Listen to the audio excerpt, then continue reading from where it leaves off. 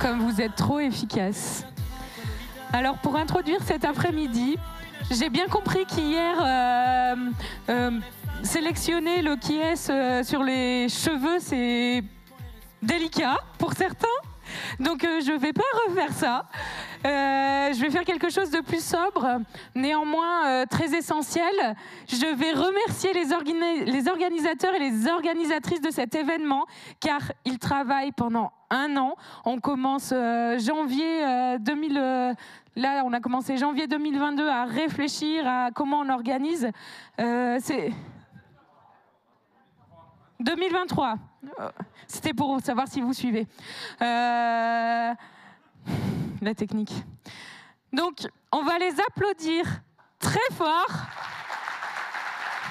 Et ils vont passer un par un. Alors, Isabelle Garnier. Je pense qu'on peut même faire une ovation. Hein. Levez-vous. Mine. Myriam, Roselyne, Anaïs, Marie, Vanessa, la magnifique Vanessa, Jordan, Antoine, Élise, Frédéric, Didier, Alain, Nathalie, Olivier et Franck. Et Charlie. Pareil. Je vous redis, vous pouvez très bien donner des petits sourires aux organisateurs et organisatrices parce qu'ils travaillent vraiment très dur et la semaine avant, c'est bien tendu, le mois avant aussi. Et le jour J, par contre, on s'éclate. N'hésitez pas à donner ces magnifiques sourires et je vous souhaite une agréable keynote avec notre célèbre Benjamin Cabane.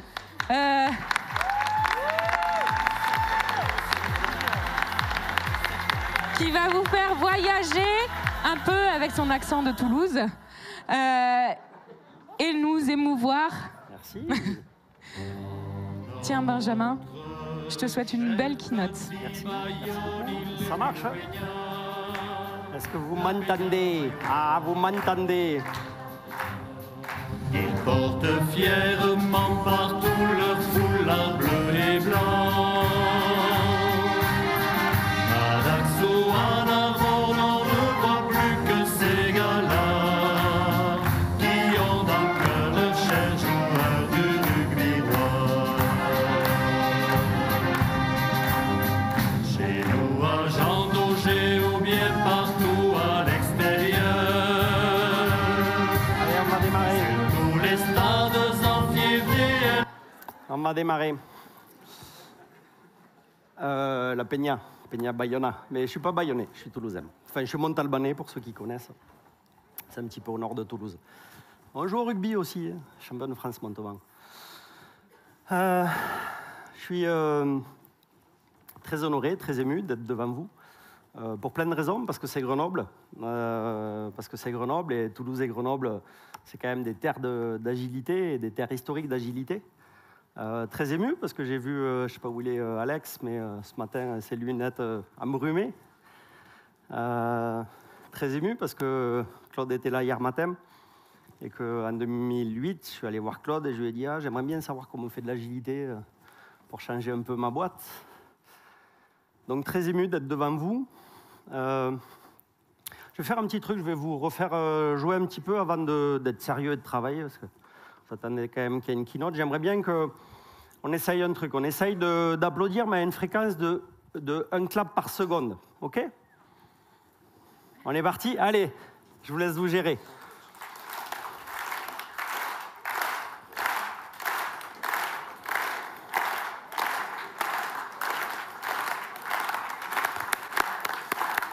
Bravo. Est-ce que vous étiez à 1 clap par seconde?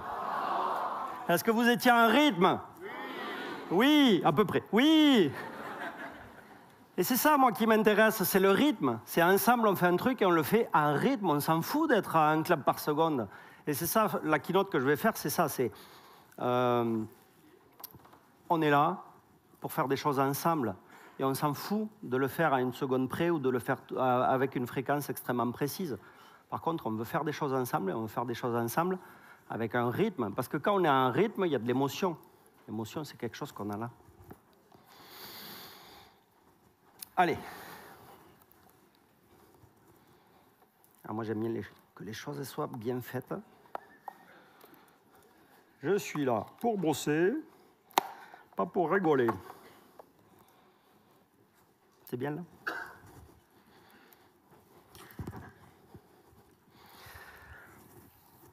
Où j'en suis? Lors de ce keynote, je vais faire un pari. Je vais faire un pari quand je l'ai écrit. Et d'ailleurs, j'ai oublié de le dire, je l'ai écrit, ça vient d'une discussion, et c'est aussi ce qui me procure beaucoup d'émotions. Ça vient d'une discussion avec Charline et Franck, il y a 1 an et demi, à Lille, où on s'est dit, mais pourquoi on ne peut pas être juste humain? Donc merci Charline, c'est une phrase de Charline, ça. Pourquoi on n'est pas juste humain? Je vais faire un pari parce que je vais parler de moi. En fait, je vais parler de mon histoire, de mes états d'âme, et de pourquoi et de comment je suis ici devant vous. Je ne vais pas transmettre du savoir, je ne vais pas donner des injonctions, j'aime pas trop ça. Je vais plutôt faire le pari, quand vous parlez de mes états d'âme, vous puissiez allumer ce que j'appelle la machine à réflexion. C'est-à-dire utiliser votre cerveau pour faire des liens, pour vous faire poser des questions. En fait, je vais faire le pari qu'avec ce keynote, je vais allumer, j'espère, tout plein de petites lumières dans votre cerveau. Mes états d'âme, elles viennent de ce que j'ai vécu, de mon passé, de ce que j'observe aujourd'hui dans mon présent et de ce que j'ai envie pour mon avenir. Et mon passé, c'est un passé de développeur, de chef de projet, de directeur de projet, de manager, mais aussi de sportif, de père, de formateur, de coach, de prof, de superviseur, beaucoup. Mais tout est mêlé. Et longtemps, j'ai cru que je pouvais dissocier toutes ces parties. Mettre un costume au travail, mettre un costume de papa, Mais non, en fait, je ne peux pas dissocier toutes ces parties. Je ne peux pas me découper comme un saucisson. Je ne peux pas saucissonner ma vie. En fait, chaque rondelle s'invite dans les autres régulièrement. Et du coup, j'ai arrêté de résister. Lorsque j'ai écrit ce keynote, je me suis posé la question, où en est l'agilité? Est-ce qu'il faut l'adapter? Est-ce qu'il faut la faire évoluer? Est-ce qu'il faut rebooter le système? Je ne peux pas rebooter le système. Le temps, il est pénible pour ça, il ne fait qu'avancer. Il n'y a pas de bouton pause, il n'y a pas de bouton reboot. Il faut que j'accepte et que je vive avec cette frustration. Et du coup, chaque jour, je m'applique à comprendre et à accepter ce qu'apportent les autres au monde et comment moi, je peux avoir de l'impact dans ce monde. Comment je peux faire avancer ce monde selon mes convictions et aussi, et c'est important pour moi, comment respecter les convictions des autres. En fait, j'ai pris la décision. J'ai pris la décision il y a quelques années d'être humain, d'être juste humain. Ça fait sourire, hein? J'entends souvent cette injonction, sois agile, adapte-toi. Souvent dans les entreprises. Et du coup, quand j'entends cette phrase, moi, je peux m'imaginer, fais ce que je te demande et ne me pose pas de questions. Et du coup, je peux comprendre qu'on me demande, in fine, mais oublie le pourquoi, oublie tes états d'âme. Moi, je te demande juste de dérouler le plan que moi, j'ai prévu. Est-ce que c'est agile, ça? Le point de départ de ce keynote, c'est l'agilité. Mais l'agilité, c'est juste un prétexte. C'est juste un prétexte parce que pour moi, l'agilité, c'est juste un outil pour entrer dans les entreprises. Et quand je rentre dans ces entreprises, finalement, je demande à mes clients, mais c'est quoi votre prétexte de l'agilité? À quoi ça sert d'être agile? Qu'est-ce que vous voulez en faire? Pour faire quoi? Pour atteindre quoi? Qu'est-ce que ça va vous apporter d'être agile? Quel problème vous voulez résoudre avec l'agilité? Et qu'est-ce qui va se passer quand vous serez agile? C'est intéressant d'aller chercher la seconde réponse à ces questions. Ce que j'appelle la seconde réponse, ce n'est pas la première, la plus mécanique, intuitive. Par exemple, moi, pourquoi je suis là en train de faire cette keynote? Pourquoi nous, on est tous ensemble à Agile Grenoble? Pour se développer, pour apprendre, pour faire des liens, des connexions, revoir les copains, faire du réseau, etc. C'est intéressant de se poser la question, pourquoi moi, quand je fais cette keynote-là, qu'est-ce que je suis en train de combler au plus profond de moi? Qu'est-ce que je suis en train aussi de compenser?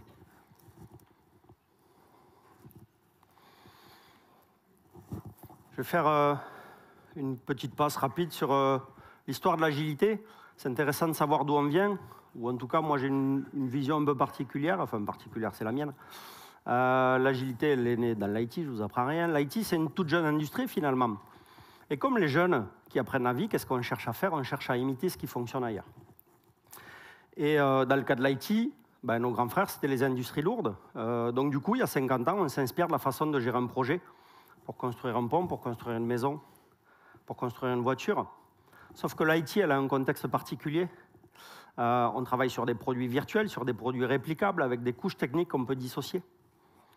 Et on peut plus facilement travailler sur des incréments produits. C'est difficile d'incrémenter les fondations d'une maison en levant la maison, en refaisant les fondations et en reposant la maison dessus. Et du coup, les technos avec lesquels on travaille sont différentes. Elles permettent ça. Mais le problème, c'est qu'elles évoluent beaucoup plus vite. Et elles sont vachement interconnectées. Et tout ça, ça crée un environnement complexe qui n'est pas adapté à la façon dont on aimerait gérer nos projets. Ou à l'époque, on s'est dit, oh, on aimerait gérer nos projets comme nos grands frères le faisaient pour construire un pont. Du coup, on essaye de faire la même recette de cuisine avec des ingrédients différents. C'est comme si on essaye de faire du pain avec de la levure chimique ou des blinis avec de la levure fraîche. Ça ne va pas marcher si on ne change pas la recette. Tout ça, vous le savez déjà, évidemment, et vous vous dites, oh, OK, il est sympa le Benji, là, sur le...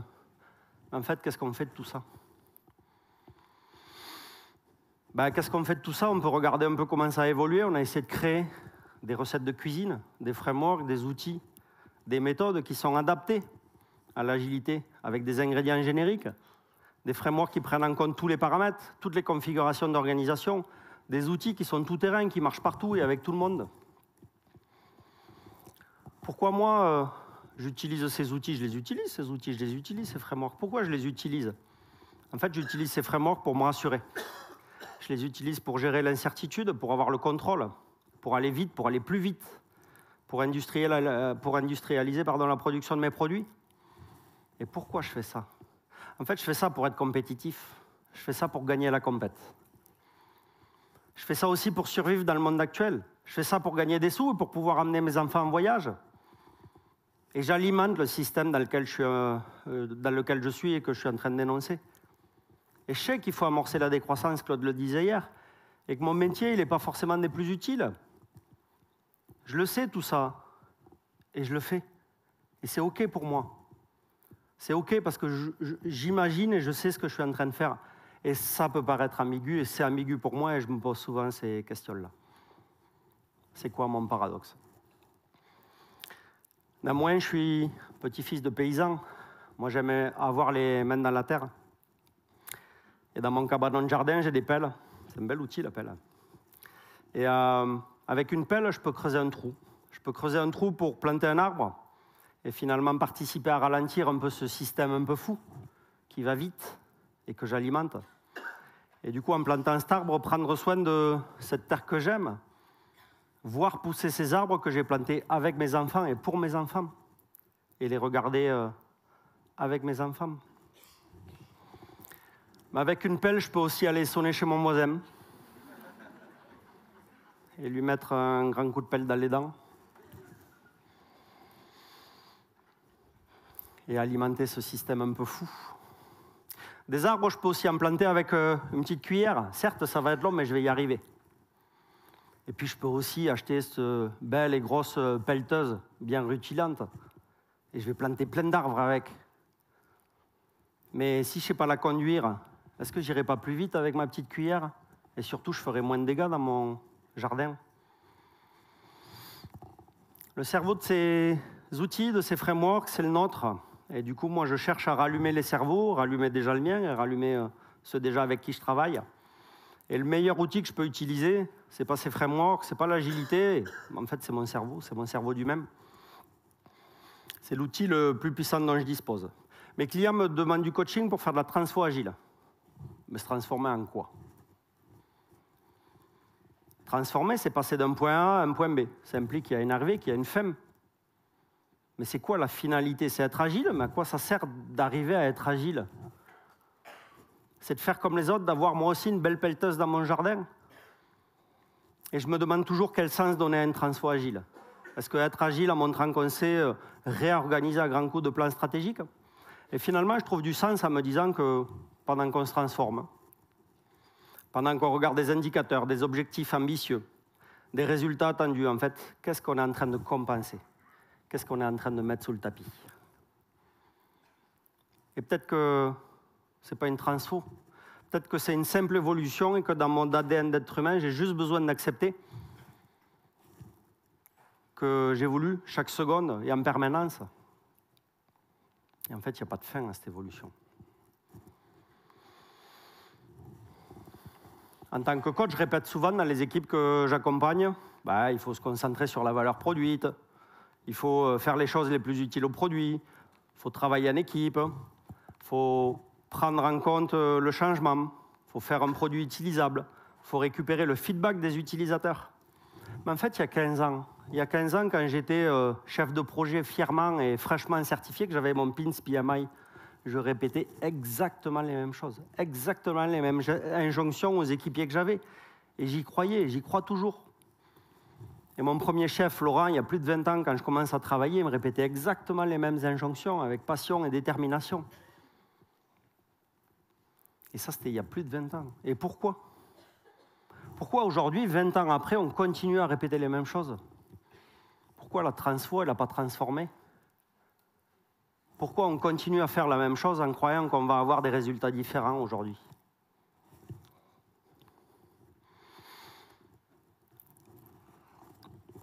La transfo, elle n'a pas marché parce que je suis humain.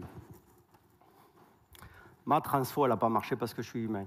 En fait, la vie, c'est un film. Faire une transfo, essayer d'avoir une transformation, c'est chercher à avoir une belle photo. Mais le film, lui, il continue. Et en tant qu'être humain, j'ai plein de biais, j'ai plein de paradoxes, j'en parlais tout à l'heure, je dis des choses et j'en fais d'autres, parce que je suis humain. J'ai besoin aussi de me rassurer, beaucoup. Et pour me rassurer, je vérifie que je ne suis pas le seul à avoir ces biais, ces défauts, ces paradoxes. Donc du coup, je me compare aux autres êtres humains. Je les juge. Je suis meilleur que lui. Je suis plus agile. Je fais du vrai agile, lui, il fait du faux agile. Ou je les admire aussi, je les juge pour les admirer. Waouh, c'est magnifique ce qu'il fait. Lui, il conduit vachement bien sa pelleteuse. J'aime bien cette citation d'Asimov. J'aime bien parce qu'elle me replace, moi, Benjamin, être humain, au sein de la société dans laquelle j'évolue, de notre société. Et j'ai besoin de me rassurer en me comparant aux autres êtres humains. Et si jamais je n'atteins pas ces objectifs ambitieux, je préfère dire que ça vient de la société. Je préfère dire que ça vient de l'organisation. Je préfère dire que ça vient des autres. Les autres, plutôt que de moi-même. C'est vachement plus facile. Je suis humain et je ne suis pas un robot. Ce qui différencie un robot d'un être humain, c'est le champ émotionnel. Je ne réagis pas de manière analytique. Des fois, il y a des choses que je vais faire, je ne sais pas pourquoi je vais les faire, mais je vais les faire quand même. En fait, en tant qu'être humain, je vais aller vers ce qui me procure du plaisir et je vais éviter ce qui me fait souffrir. Le plaisir et la souffrance, c'est les deux composants qui me caractérisent par rapport à la conscience d'un robot. Et pour ça, je vais créer mes propres fonctionnements internes, inconscients, pour aller vers ce plaisir et fuir cette souffrance. Et c'est des fonctionnements que j'ai créés souvent tout petits, et que je vais continuer à utiliser aujourd'hui et que je vais continuer à alimenter aujourd'hui. Alors je ne suis plus tout petit. Et en fait, voilà, quand j'étais enfant, j'ai créé mes propres frameworks qui correspondaient à mon contexte et aujourd'hui, je continue à les utiliser. Alors je ne suis plus un enfant.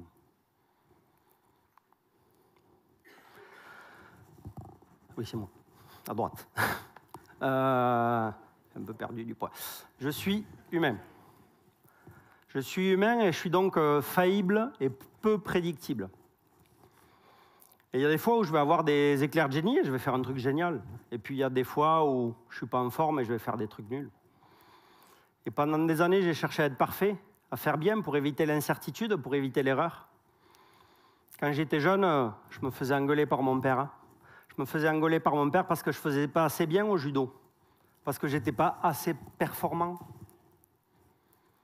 Un simple regard suffisait de sa part.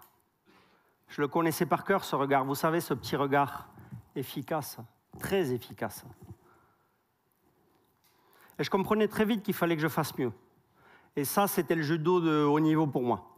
Parce que mon père, c'était aussi mon entraîneur. Ou l'inverse, je ne sais pas trop. Du coup, maintenant, je veux être parfait. Je veux être parfait tout le temps.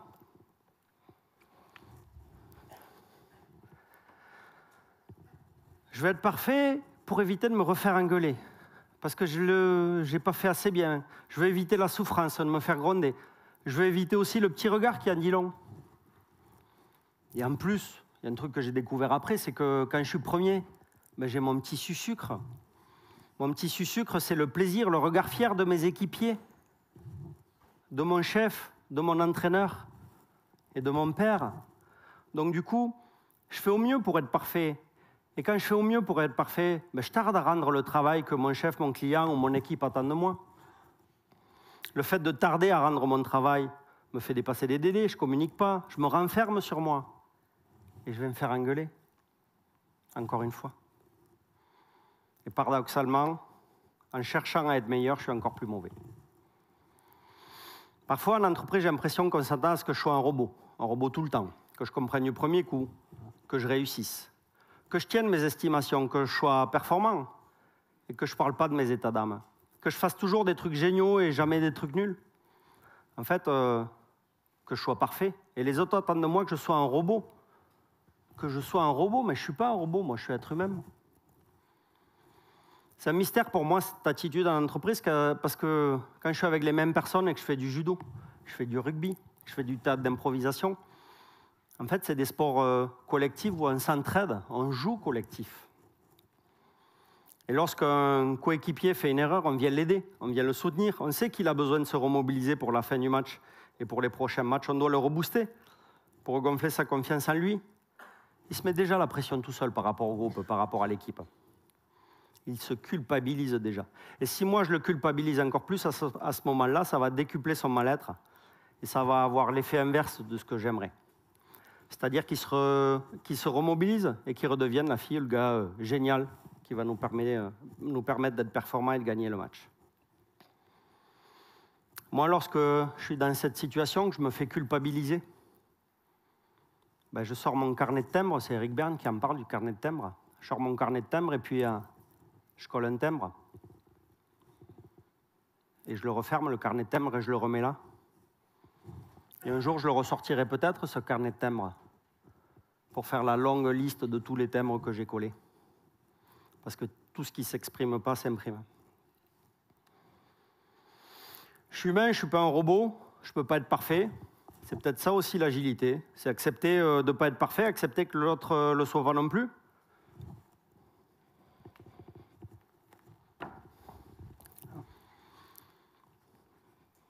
Quel qu'il soit, que ce soit mon chef, mon père, mon fils, ma fille, ma femme, les autres, c'est accepter.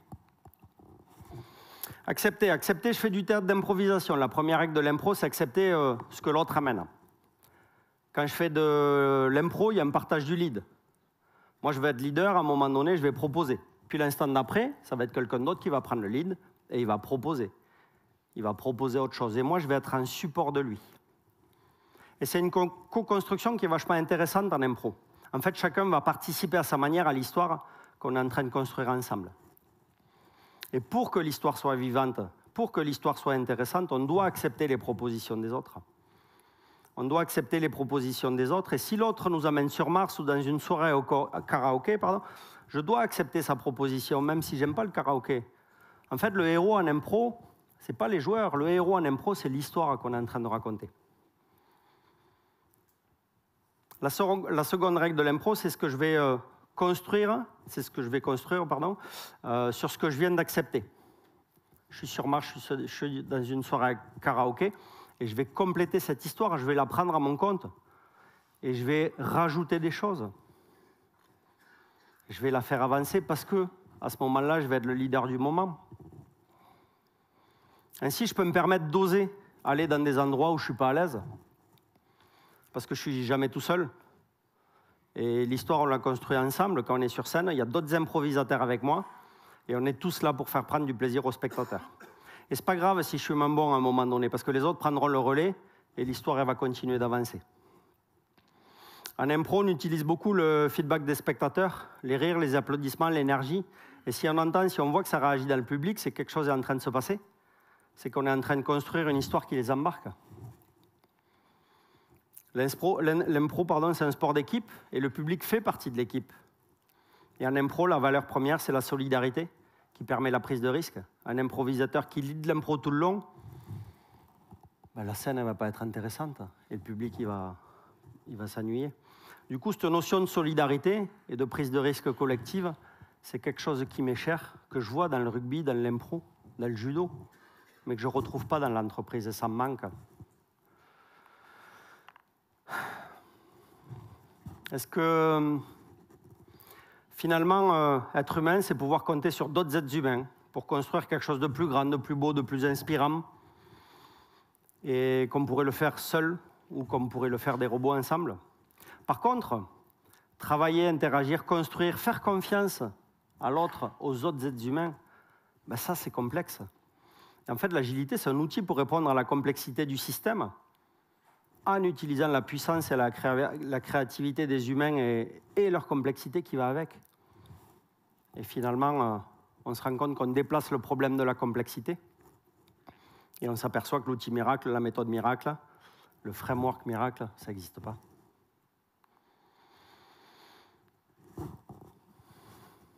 Aujourd'hui, plutôt que de chercher à rebooter le système, j'ai la conviction que mon énergie, je ne dois pas la placer sur des outils ou sur des frameworks ou sur des transferts agiles, mais plutôt sur mes relations interpersonnelles. C'est ça notre enjeu, c'est les relations. Et pour moi, c'est simple et basique, c'est faire exister un jeu, le jeu JE, serein et puissant dans un nous collectif. Et c'est ça qui nous permettra d'être performants. William Schultz disait, j'ai d'abord cru qu'une équipe performante était celle qui avait un bon chef, le chef qui sait cheffer, le chef qui embarque tout le monde. Après, il a dit, puis j'ai cru qu'une équipe performante était celle qui avait des buts clairs, la vision, le but à atteindre, savoir où on veut, donner du sens, s'engager. Puis j'ai cru qu'une équipe performante était celle qui avait peu de conflits. C'est le bonheur est au travail, on s'entend bien, on va boire des bières après. Puis j'ai cru qu'une équipe performante était celle dont les membres n'étaient pas trop différents, comme ça on se comprend vite. Et on peut aller vite. Et aujourd'hui, j'en arrive à la conclusion que pour qu'une équipe soit performante, il faut que ses membres osent se dire leurs peurs et leurs besoins et renoncent à avoir raison a priori. Schultz met le jeu en avant pour parler de l'équipe performante. Chaque membre peut poser ses peurs et ses besoins et renonce à avoir raison a priori. Du coup, ce qu'on cherche à faire, c'est je suis dans un contexte où j'ai la permission et la protection de dire mes peurs, de dire mes besoins. Et si tout le monde peut le faire, ben, on pourrait être là, performant collectivement. Si c'est le cas, je fais partie de l'équipe, je peux apporter mon savoir, je peux apporter me sentir en confiance. Schultz amène le concept d'inclusion, contrôle, ouverture.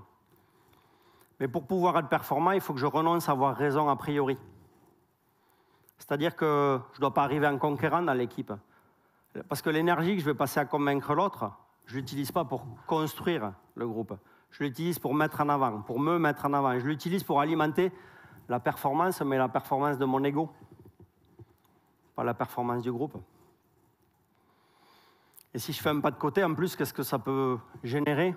Ben, les autres équipiers, ils vont se désengager, parce qu'ils vont voir ça, et puis ils vont se dire, OK, je n'ai pas envie d'être dans ce contexte-là, dans cette équipe-là. Marshall Rosenberg rappelait volontiers que dans la vie, on peut choisir, et on peut choisir d'être heureux ou d'avoir raison. Je parle d'équipe depuis tout à l'heure. C'est quoi une équipe performante pour moi? Je mets 3 niveaux de collectif. Premier niveau, c'est une collection d'individus. C'est des individus qui sont présents dans un même lieu, au même moment, mais sans but collectif, ni distinction de ces individus. Par exemple, des gens qui sont dans un amphi et qui écoutent une conf. Un groupe, c'est une collection d'individus rassemblés pour une occasion particulière et reliés par un signe distinctif. Par exemple, un groupe de supporters dans un stade, un groupe d'employés d'une entité. Nous, êtres humains, on peut créer plus de connexions et plus de liens avec les autres dans le groupe parce que quelque chose nous rassemble. Et une équipe, c'est quoi? C'est un groupe d'individus avec un but commun et qui œuvrent ensemble pour ce but. Par exemple, une équipe qui joue sur le même terrain, avec le même maillot et un seul ballon. Parce que s'il y a plusieurs ballons, il y a plusieurs buts. Et du coup, ce n'est pas une équipe, c'est plusieurs équipes. Et puis, il y a l'équipe performante. Je ne sais pas la définir. Je ne sais pas vous dire qu'est-ce que c'est une équipe performante. Par contre, je sais vous dire qu'est-ce que ça fait quand je suis dans une équipe performante. Quand je suis dans une équipe performante, je ressens du plaisir à jouer. Je ressens de la solidarité, de l'adrénaline à créer quelque chose ensemble. Lorsqu'à la fin du match, on se tient par le cou et on a l'époile d'avoir accompli cet exploit. Et ma clé que j'utilise, c'est la solidarité. Là, c'est Agile Tour Toulouse 2020. Alex en parlait tout à l'heure. Il y avait Fabien Pelouse qui nous parlait de la solidarité. Et lorsque quelqu'un fait une erreur, les autres sont là en soutien. Et lorsque, comme dans l'impro, un joueur balance une idée folle, en fait, on la prend, cette idée folle, et on la fait vivre. Et on va la compléter. Et c'est ça qui est génial. Moi, on ne discute pas. Comment je peux passer d'une équipe sympathique à une équipe sympathique et performante? Alors, je vais vous donner 2 clés quand même. Première clé, c'est d'expliquer le but qu'on souhaite atteindre. C'est logique, c'est du bon sens. La seconde clé, c'est de bien vérifier que tout le monde est OK avec ce but. Pas de conflit de valeurs, chacun visualise la stratégie pour atteindre le but. Ça aussi, c'est du bon sens. C'est simple et basique, c'est du bon sens. Et après, je dois créer les conditions pour que chacun puisse être au maximum de sa puissance, puisse être naturellement à sa place et accepter la place des autres. Accepter la place des autres, mais pas que, accepter aussi les incongruences des autres, les avis des autres, les façons de fonctionner des autres, la façon d'intérioriser les choses. Et ça passe par l'écoute et l'empathie. Et comprendre que nous ne sommes pas des robots et que chacun va réagir différemment, que chacun fonctionne différemment. Si je crée une armée de robots ou de super-héros, elle va être efficace à court terme, elle va gagner le match. Mais sur du long terme, qu'est-ce qui va se passer? Qu'est-ce qu'elle va devenir? Comment on fait pour gagner un championnat avec une armée de robots? Toutes ces conditions sont prônées par l'agilité, l'auto-organisation, l'inclusion, la régulation, c'est-à-dire de pouvoir donner en sécurité, en rétro, mes peurs et mes besoins. Et rappelez-vous du mécanisme que j'ai construit avec mon père. Si à un moment donné, je ressens de la culpabilité, la prochaine fois, je ne serai pas en sécurité pour en parler. Le petit regard long, le petit regard qui parle là, je ne vais pas être en sécurité. J'aime parler de dynamique d'équipe. La dynamique, c'est le mouvement. C'est une équipe performante, elle est en mouvement. Tous les équipiers sont en mouvement et tous les équipiers sont en mouvement vers le même objectif et jouent avec le seul ballon du terrain. Saint-Augustin disait « Il vaut mieux suivre le bon chemin en boitant que le mauvais d'un pas ferme ». C'est assez à propos ici. Encore faut-il le connaître, ce bon chemin. Et ce bon chemin pour l'équipe. Est-ce que c'est ça le bon sens? On a tous un bon chemin personnel, des objectifs, des buts individuels. On a tous de très bonnes raisons de courir dans différentes directions. Et comment je peux arriver à créer de l'opportunité au sein d'une équipe dans ces conditions? Je vais vous raconter une petite histoire. Quand j'ai commencé à jouer au rugby en universitaire, je venais du monde du judo, j'ai fait du judo pendant 20 ans. Et j'étais massif, je tenais sur mes jambes. Mais par contre, j'avais une grosse lacune, je ne connaissais pas les règles. Parce que je n'avais pas le temps de m'occuper ou de m'intéresser à autre chose que du judo dans mon enfance. Et je faisais tout le temps des fautes et toujours la même faute, c'est-à-dire que je faisais des passes en avant. Pour ceux qui ne savent pas, au rugby, on n'a pas le droit de faire une passe en avant, on doit faire une passe en arrière. C'est une faute sinon. Et du coup, pour moi, cette règle, c'était contre-intuitif, c'était un non-sens. C'était un paradoxe. Comment je peux aller marquer un essai là-bas alors que je dois faire des passes à mes coéquipiers derrière? Et mes coéquipiers, ils m'ont expliqué la différence entre le rugby et les autres sports collectifs. Au foot, quand je fais une passe en avant, j'initie une action, je travaille sur cette action, je mets quelque chose, et en fait, je vais envoyer la balle devant et quelqu'un va continuer cette action. Et l'objectif, c'est qu'on complète les actions des uns des autres pour aller marquer. Alors qu'au rugby, quand j'envoie une passe derrière, quand j'envoie la balle derrière, un de mes coéquipiers, lui, il a une vision beaucoup plus large. Il a vu des choses que moi, je n'ai pas vues. Il a d'autres idées. Et du coup, il va pouvoir ouvrir. Il va pouvoir, bien sûr, déjà continuer mon action. Si je pars comme ça, il va continuer comme ça et il va accélérer le jeu. Mais il peut aussi changer d'idée, changer d'avis, faire un coup de pied à suivre, etc. Et du coup, quand j'ai compris cette règle, j'ai compris que ma passe, en fait, elle permettait d'ouvrir des options. J'ai compris le sens de la règle. Je ne jouais plus à la limite de la règle, je jouais avec la règle. Et depuis, quand je fais une passe, je comprends que le ballon, ce n'est pas mon ballon, c'est le ballon de l'équipe. Il ne m'appartient pas. Et du coup, j'accepte, pour le but commun de l'équipe, qu'il change complètement mon idée initiale, mon collègue qui le reçoit, et qu'il fasse ce qu'il veut de son ballon, parce que j'ai confiance en lui. Mon entraîneur de rugby, il s'appelle Carafon. Carafon, en anglais, c'est la tête. Il jouait beaucoup avec sa tête. Pas comme vous croyez, c'est-à-dire il prenait la balle sous le bras, il baissait la tête. C'est chacun sa technique. Carafon, c'est lui qui m'explique la passe en arrière à ce moment-là. Et voyez bien qu'il y avait un truc que je ne pigeais pas. Il a de l'impact sur moi à ce moment-là. Et c'est ce qu'il me fallait entendre. Et lui, il ne le savait pas, et moi, je ne le savais pas. Ça s'est fait naturellement, et ça s'est fait comme ça. Parce qu'on a des mécanismes inconscients, parce qu'il est humain, et parce que moi aussi, on n'est pas des robots. Mais ce qu'il m'a dit il y a 20 ans, je sais exactement où j'étais sur le terrain, sur quel terrain j'étais, comment j'étais habillé, quelles chaussures j'avais, où était la balle entre lui et moi. Je m'en rappelle. Et il a eu l'intelligence de voir que j'avais un écart de perception sur les règles. Il l'a vu, il l'a entendu, il l'a accepté. Il ne m'a pas culpabilisé, il m'a aidé à réduire cet écart. Et on n'a pas passé des heures à disséquer les erreurs du passé. Le passé, il est passé, on ne peut pas revenir en arrière. Mais on a mis de l'énergie sur comment on se projette dans le futur. Et dans toute relation interpersonnelle, chaque tension que j'ai pu sentir, que j'ai pu subir, c'était dû à un écart de perception à chaque fois. Pourquoi? Parce que pour aller vite, pour être performant, je ne vais pas questionner. Parce que pour éviter d'avoir l'air idiot, je ne vais pas questionner. Parce que pour éviter de gêner, je ne vais pas questionner, et puis je vais chercher à m'adapter. Parce que ça me paraît évident, je ne vais pas questionner. Mais forcément, je ne vais pas comprendre les mêmes choses, car moi, j'ai mon histoire, j'ai mon passé, et les autres, ils ont la leur. On n'a pas le même référentiel. Enfin, si, en fait, on en a un. On a un référentiel unique, commun. L'année dernière, en 2022, l'ONU a dit qu'on avait dépassé la barre des 8 milliards d'individus sur Terre. Il y a 8 milliards de bon sens sur Terre. Et on a tous notre référentiel commun qui est le bon sens et qu'on applique et qu'on utilise. Et en général, quand quelqu'un me parle de bon sens, moi j'entends son bon sens à lui. Et c'est plus pour me dire que je suis idiot de ne pas comprendre son bon sens à lui. Parce que c'est facile de tomber d'accord sur un référentiel commun. Lorsqu'on parle de choses simples, une voiture, une chaise, on peut facilement spécifier une chaise, catégoriser une chaise, ce que c'est ou ce que c'est pas. Mais lorsqu'on parle de concepts, de besoins, de peur, d'objectifs, de bonheur, d'agilité, de coaching, de performance, de simplicité, de complexité,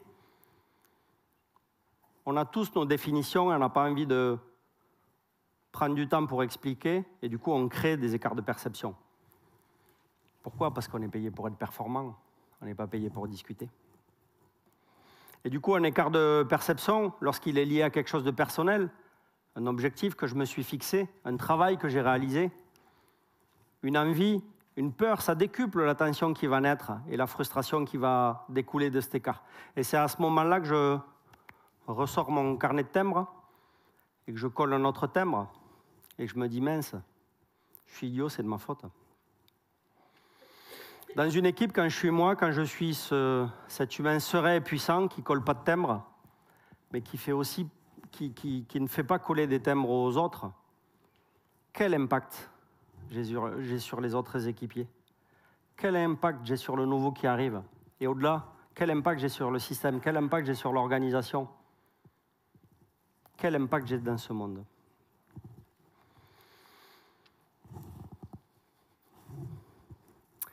L'impact que j'ai, le sens de la vie, à quoi je sers, c'est une question que je me pose souvent. C'est une question que je me pose souvent parce que je suis juste humain. Je ne suis pas que humain, je suis juste humain. Je suis un produit périssable. Je vais finir de vivre. Dans 1 an, dans 10 ans, dans 80 ans, mais je vais finir de vivre.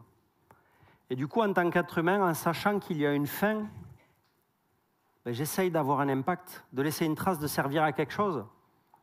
J'essaye d'être utile au monde. Là, maintenant, dans cette keynote, dans mes coachings, dans l'équipe dans laquelle je suis, pendant le match, dans ma vie, pour mes enfants. Est-ce que je suis utile? Cette citation de Montessori, elle a 1 siècle à peu près.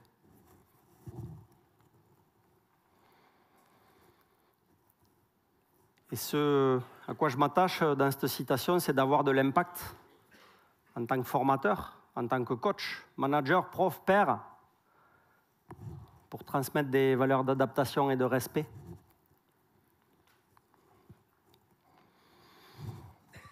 Et aujourd'hui, je mets mon énergie et mon exigence sur la transmission, comme un artisan. Quand je suis prof, quand je suis coach, quand je suis conférencier, père, formateur, et que j'apporte une connaissance, une petite phrase pour décrire une notion, un geste, en fait, la personne qui la reçoit va l'avoir ancrée pour des années, peut-être. Comme Carafon qui m'explique les passes. Mais aussi comme mon père, avec ce petit regard qui en dit long. Et de plus en plus, j'en mesure l'impact et j'y suis attentif. Et je ne pense pas que le plus important, c'est de transmettre du savoir. Non, on n'est plus dans une société de savoir. Je pense qu'on est dans la société de communication. Une société qui va de plus en plus vite, où tout s'accélère, tout est interconnecté. Et quand ça s'accélère, qu'est-ce que je fais? Je veux suivre le rythme pour être performant. Je me compare aux autres, je veux gagner la compète, je veux être utile, je veux être reconnu, je veux être valorisé. Quand ça s'accélère, je veux faire de l'agilité au lieu d'être agile. Je mets en place des frameworks et des outils qui font tout ce que j'ai besoin. Je cherche à réformer la société plutôt que de me remettre en cause. Parce que quand ça s'accélère, je questionne plus, j'explique plus non plus, on n'a pas le temps d'expliquer. Parce que quand ça s'accélère, en fait, je jette un petit regard qui en dit long à mon fils ou à ma fille. Parce que quand ça s'accélère, je suis un robot. Et j'oublie que je suis humain. Que je suis juste humain. Cette keynote, elle est un peu à l'image de ma vie. C'est-à-dire, des fois, je me pose et j'allume tout un tas de questions, de réflexions dans ma tête. Et quand je m'en aperçois, je me regarde, perdu, bloqué, immobile, triste. Et puis là, je me dis, il faut aller chercher le ballon. Et puis il faut jouer, parce que ce qui nous fait vivre, c'est le jeu J-E-U, c'est ça, et quand je joue, quand j'ai mon ballon, je fais confiance à Jeff pour qu'il le récupère et qu'il me le renvoie. Je fais confiance à l'autre. Quand je joue, je fais confiance à l'équipe, je fais confiance à l'arbitre aussi, même si on perd un point. Je le respecte. Je respecte le terrain, je respecte mes coéquipiers. J'expérimente, je tente des trucs, j'ose. Parce que j'ose pas quand je suis immobile, bloqué. Mais je sais d'où je viens par contre. Et donc du coup, c'est un petit peu ça, un petit peu comme ma cage thoracique. Je respire. Il y a des moments où je suis bloqué, j'ai plus d'air, et puis il y a des moments où je prends de l'air, je vais jouer, je vais expérimenter, et je vais oser. Merci.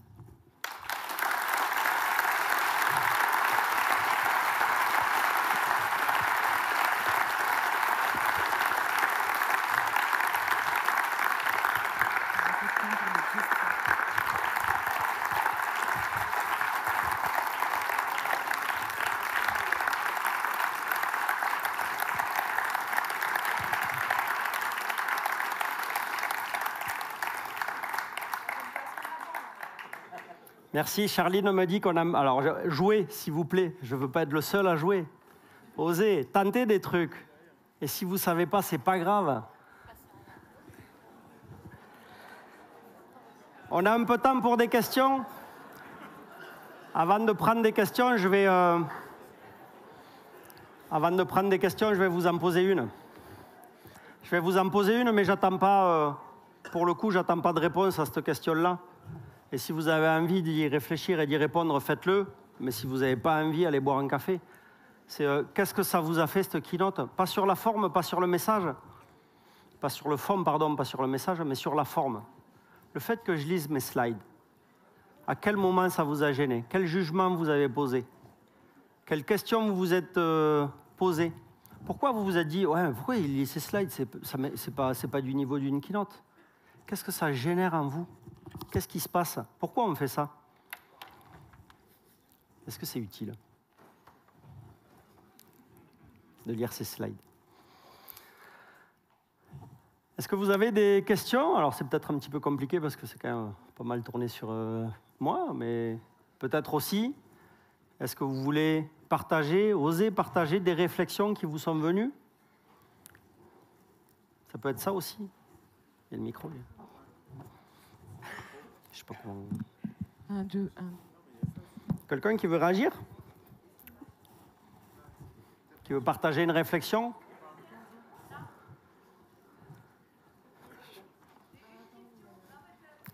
Vas-y. Excusez-moi. C'est bon, ça marche. Pourquoi j'ai lu les slides? Parce que j'ai pas assez confiance en moi. Et que je voulais être parfait. Il n'y a pas de bullshit dans ma réponse, c'est exactement... Du coup, vous avez demandé un feedback, et moi, mon feedback, c'est vrai que il m'a semblé que vous mettiez un écran entre vous et nous. Ouais, Voilà. bien sûr. C'est l'effet que ça m'a procuré, Ouais. en fait. C'est une métaphore, bien sûr, mais c'est pas facile de se foutre à poil devant un amphi, quand même. J'imagine bien, et c'est pour ça que c'était important pour moi de comprendre. Merci. Merci.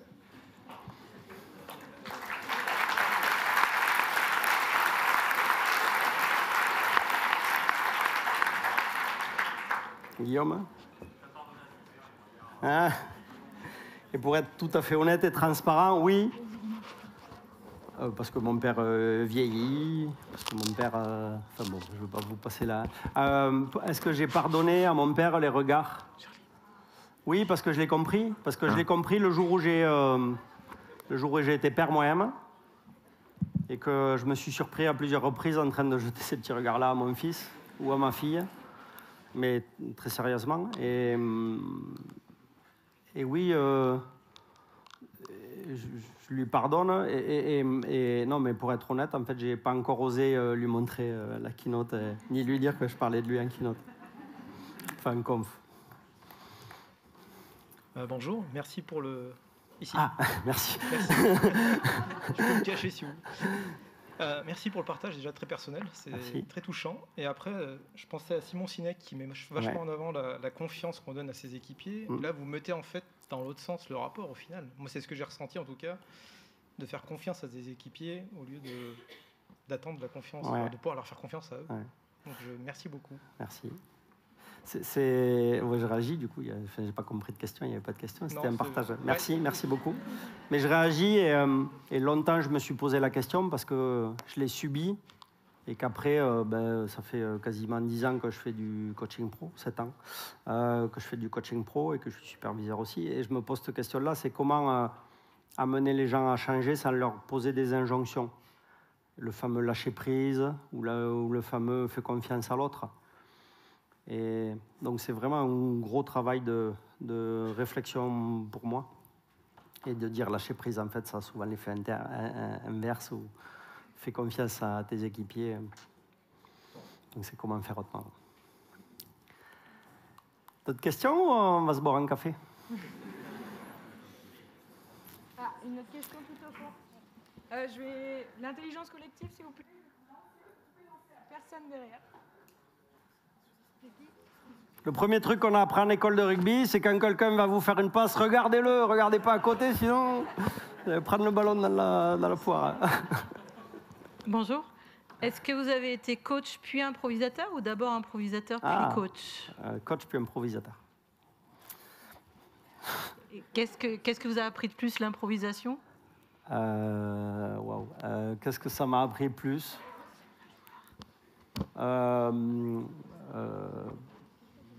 D'oser. D'oser partir dans des délires et de l'assumer. Parce que quand on fait une scène d'impro qui dure 4 minutes et qu'on décide de rentrer en faisant une fleur, il faut tenir la fleur pendant 4 minutes. Ceux qui ne voient pas trop comment on peut faire une fleur, ben allez voir de l'impro. Encore Oui, encore une question. C'est génial. Moi, j'ai entendu pas mal le sujet du renoncement dans votre présentation. Donc, renoncer à être parfait, renoncer à la victoire tout seul, renoncer... vous arrivez à dire non en entreprise et dans votre équipe? Dire non, là, il n'y aura pas de transformation agile. Non, là, on ne va pas faire ce qu'on nous demande. C'est difficile. C'est difficile, d'autant plus que je suis indépendant. Donc, si je dis non à un client, ben, je ne mange pas de pâtes à la fin du mois. Donc, il y a d'autres choses aussi qui se mettent dedans. Et dire non, c'est aussi faire autrement. Donc, j'ai aussi eu cette éducation et cette histoire de ne pas dire non. Parce que quand vous êtes en équipe de France, quand vous êtes champion de France, champion d'Europe, en fait, il ne faut pas dire non, il faut y aller. Il ne faut pas se poser de questions, il faut y aller. C'est l'éducation que j'ai eue. Et maintenant, en fait, je fais une petite pirouette en disant comment je peux faire autrement, plutôt que dire non. Parce que si je dis non à quelqu'un, c'est assez... Enfin, moi, je le prends comme ça, en tout cas, quand les gens me disent non, c'est assez violent. Parce que c'est non, ben ok, mais... Et so what? Alors que si, ouais, je te propose de faire comme ça, ok, c'est ma pirouette. Une dernière question et après on va aller boire un café comme tu proposes, Benji. Pareil, vous êtes prêts? Non, je peux pas lancer si loin, je peux essayer. Hein, mais...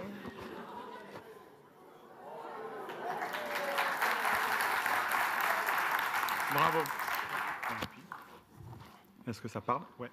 Alors moi j'ai une question plus par rapport au sport. Vous êtes parti d'un sport individuel où tout dépendait de vous et vous êtes rentré dans un sport d'équipe. Oui. On peut avoir la même chose dans le travail, c'est-à-dire comment vous avez réussi à faire confiance au reste de l'équipe. Parce que... Par humilité, parce que moi je suis arrivé au rugby, quelque chose comme 21 ans, un truc comme ça. Je m'étais pété les croisés au championnat de France de judo, donc j'avais quand même bien ralenti ma carrière. Et par humilité, parce qu'en fait, moi, je ne savais pas jouer au rugby. J'étais en universitaire pour de vrai, et la fille qui gérait l'équipe, elle m'a dit, toi, t'es costaud, tu tiens sur tes jambes, tu viens jouer avec nous. J'ai dit, je veux bien, mais moi, je ne sais pas jouer. Et du coup, je leur faisais confiance, parce que c'est eux qui m'expliquaient tous les jours comment jouer. Et au judo, c'est pas tant un sport individuel que ça. Si, il y a une performance individuelle, parce que je suis seul sur le tapis.